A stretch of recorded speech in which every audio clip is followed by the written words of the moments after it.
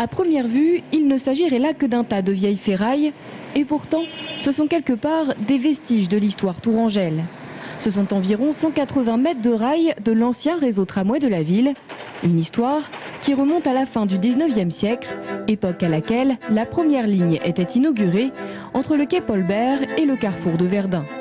Le tram est alors tracté par des chevaux, puis il ne cessera d'être amélioré pour devenir peu à peu un mode de transport omniprésent dans la vie des Tourangeaux.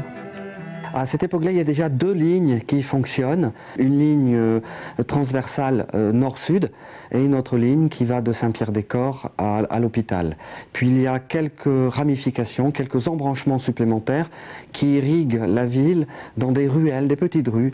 Si bien que le réseau de tramway est vraiment omniprésent dans la ville de Tours à la fin du 19e siècle. Tours est alors la 7e ville de France à se doter d'un tramway et à l'aube des années 1900, elle deviendra ville pionnière en développant un nouveau système de traction des rames. En 1899, la grosse innovation technique sur le tramway de Tours, c'est effectivement l'arrivée de l'énergie électrique. Donc les voitures seront donc mues par électricité et avec un système dont Tours sera la première ville à adopter le principe, c'est la transmission de l'énergie électrique par le sol et non pas par les câbles aériens. À la pointe de la technologie en centre-ville, mais aussi extrêmement étendu en périphérie, le réseau tram de l'époque court jusqu'à Vaigné, Luynes ou encore Vouvray à l'aide de locomotives à vapeur.